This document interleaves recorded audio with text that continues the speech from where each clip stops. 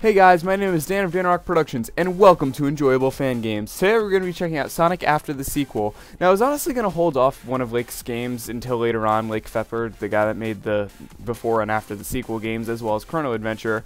And I was honestly only going to focus on one, and I was going to do before the sequel first because it sort of holds like a special place in my heart, which I'll get into. But I think that After the Sequel is the much more polished game of the two. Don't get me wrong, both games are amazing. And I think that this is my favorite out of his 3 Sonic fan games, out of Before, After, and Chrono Adventure. So I decided to focus on After the Sequel for this video. Now, what do I mean by it held a special place in my heart? Well, if it wasn't for Sonic Before and After the Sequel, I wouldn't have gotten into the fan gaming scene. These games sort of got me into composing music in general and working on fan games, as well as meeting tons of very nice people. The true power of teamwork, Bartman814, which changed his name to the Blue Renegade, Assassin's Heatbeat, Black Ace, Mr. Lang, all of these very, very nice people. And if it wasn't for both of these games, Before and After the Sequel, then I wouldn't know them, and I wouldn't be as happy as I am today in the fan gaming scene. So I really have to thank Lake for making such an amazing game that sort of, he didn't really do anything aside from make the games, but the games are so good that I kind of got hooked into them. I'm sorry, I didn't script this part. I wanted this part to be sort of like speaking from my heart as opposed to speaking from a script, because these games truly are what got me into making fan games and got me into composing, which is honestly one of my favorite things to do. So I really have to thank Lake for this, because, yeah. But without further ado, it's time to get into the game itself, and here I'm going to move on to my note cards, so that way I don't sound like a stuttering idiot.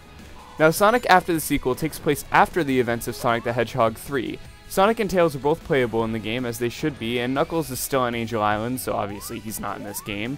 Sonic is missing his signature little quick attack move. I think it's the Insta-Shield, I believe many people refer to it as.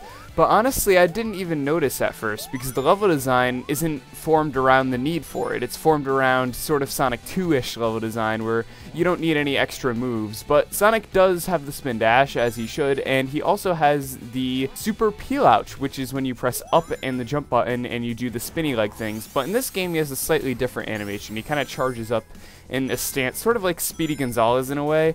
And I think that both moves, the spin dash and the super peel-out, work beautifully.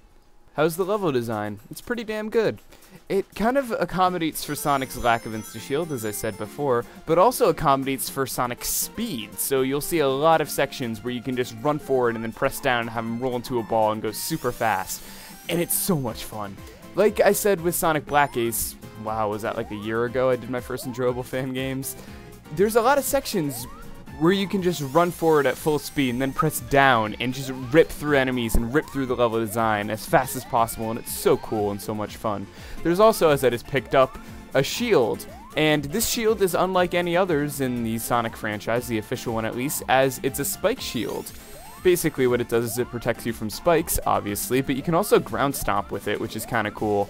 So if you ever need to make sure that your platforming is on point, you can just ground stomp, or if there's an enemy below, you can just ground stomp. There's also a reverse bubble shield, and that is really cool because it's essentially the bubble shield mixed with the electric shield. You can jump higher, and if you get hit underwater, you only lose your rings, you don't lose your shield. So that's kind of cool because you don't have to worry about drowning, which is a certain thing in Sonic games that I'm terrified of. So thank you, Lake! Moving on to the presentation, the graphics are all reminiscent of the Genesis days, which it should be because it takes place after Sonic the Hedgehog 3.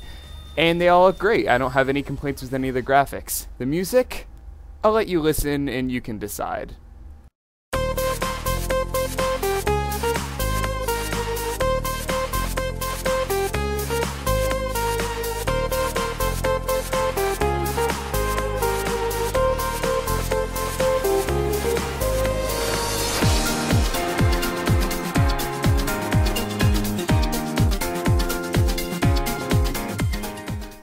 It's amazing. The music in this game is phenomenal and is certainly an inspiration for everyone that wants to develop music for a Sonic fan game. It sounds great.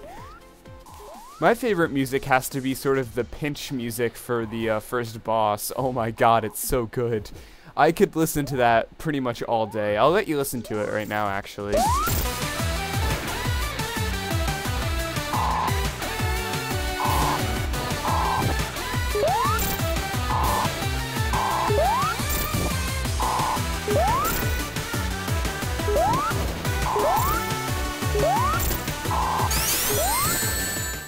My favorite zone in the game has to be the second one, and it's not for reasons you may think. It's because I originally thought that I didn't read the title of the zone. It's Sugar Splash, so all the white powder is sugar.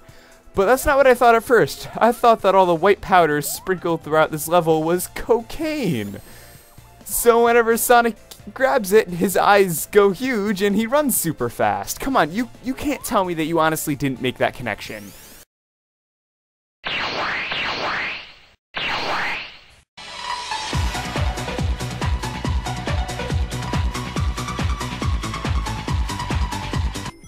The rest of the zones have cool gimmicks too. The third one actually is a very different one than what most people would expect. You can actually get the ability of a Kirby's Waddle-Doo. Yes, right here. There's a little jester hat, that's what Waddle-Doos wear, and yeah, why? I'm guessing that it's sort of like a reference to Spark the Electric Jester, which is another game that I think Lake was working on at the time. I'm just shocked that it's in a Sonic game. Also, Motobug with the top hat, because why not? If I haven't made it immediately apparent yet, you should definitely play Sonic After the sequel. It's good. It's a really, really good Sonic fan game, and I highly recommend that anyone that's either getting into Sonic fan games or wants to try out a very good Sonic fan game should check this one out. That is assuming that you haven't played it yet. Most people have, but anyways, I digress. There's a link in the description if you want to play it. But until next time, guys, my name is Dan of DanRock Productions. Thank you for watching enjoyable fan games. Peace out and take care.